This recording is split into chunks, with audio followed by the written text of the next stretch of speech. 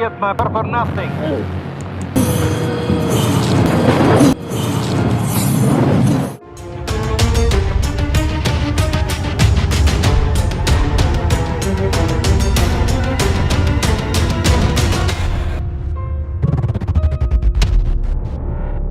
Mamat lalu terbangun dari pingsannya di dalam sebuah kontainer.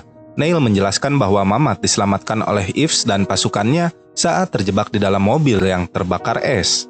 Di sini Neil pun menjelaskan alat yang tadi diperebutkan oleh mereka adalah salah satu kotak hitam dari 9 plutonium-241. Apabila 9 kotak hitam plutonium-241 tersebut digunakan, bisa membuat inversi dunia bukan hanya objek sehingga menjadikan masa sekarang dan masa depan bergerak ke arah yang sama.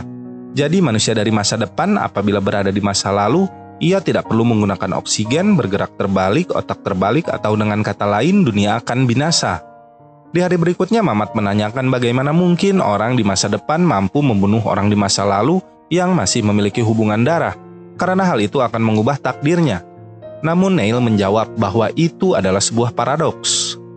Scene pun maju ke beberapa hari kemudian di mana mereka telah sampai di Oslo, tempat di mana kecelakaan pesawat terjadi pada awal-awal film ini. Mamat dan Neil pun menyamar sebagai polisi sambil membawa Kate yang terluka ke dalam gudang Freeport Sator untuk masuk ke mesin inversi di sana dan kembali ke masa sekarang namun di masa lalu. Dan saat Mamat mulai memasuki gudang tersebut, ia langsung disambut oleh dirinya sendiri.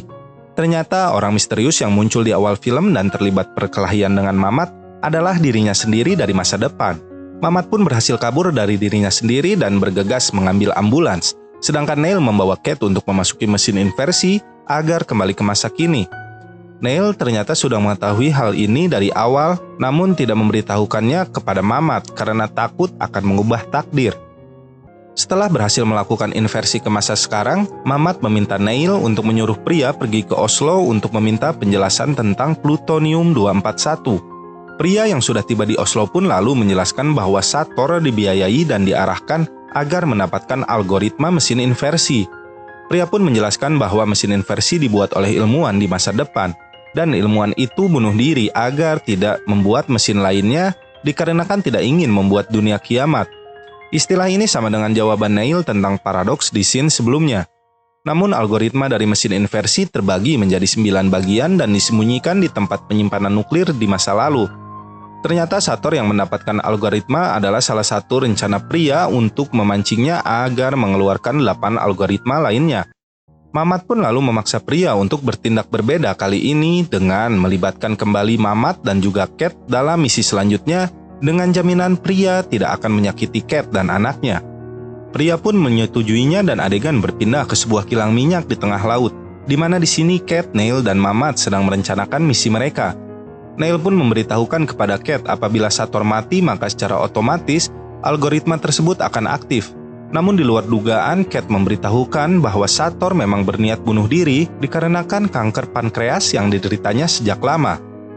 Kate pun ditugaskan kembali ke saat ia dan Sator sedang berlibur ke Vietnam dan menunda Sator bunuh diri sampai misi utama menemukan algoritma selesai. Mamat, Neil, dan pasukan yang dipimpin Yves pun kembali ke masa lalu di mana terjadi ledakan di kawasan Stalks 12 yang mengubur algoritma di dalamnya. Sedangkan Kate dan Mahir kembali ke waktu di mana Kate dan Sator sedang berlibur ke Vietnam. Di adegan penyerangan daerah Stalks 12, tim dibagi menjadi 2, yakni tim merah di mana Mamat berada di tim ini dan tim biru di mana Neil berada di tim ini. Tim biru di sini diinversi dengan tujuan melakukan formasi pengapit waktu dalam serangan mereka. Misi utama mereka adalah memasuki bawah tanah hipocentrum dan mengamankan algoritma yang ada di sana. Perang pun dimulai. Kedua tim ini mulai menembaki musuh mereka.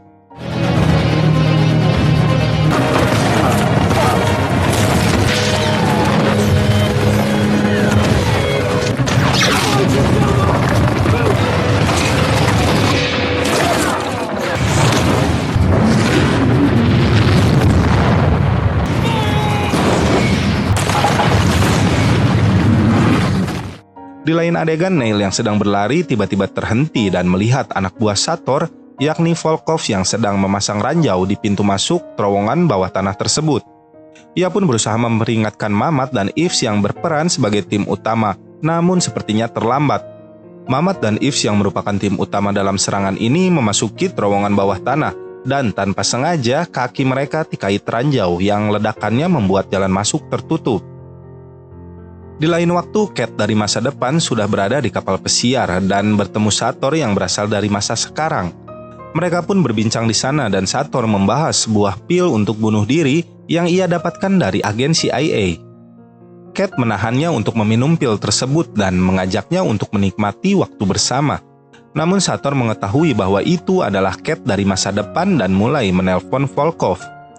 Tiba di ujung terowongan, Mamat dan Yves dihadang oleh Volkov yang sedang bersiap mengaktifkan algoritma tersebut. Volkov yang sedang ditelepon oleh Sator pun diperintahkan untuk membunuh Mamat dan Yves. Namun tiba-tiba ada mayat pasukan biru di sana yang kembali bangkit dan menggagalkan aksi Volkov.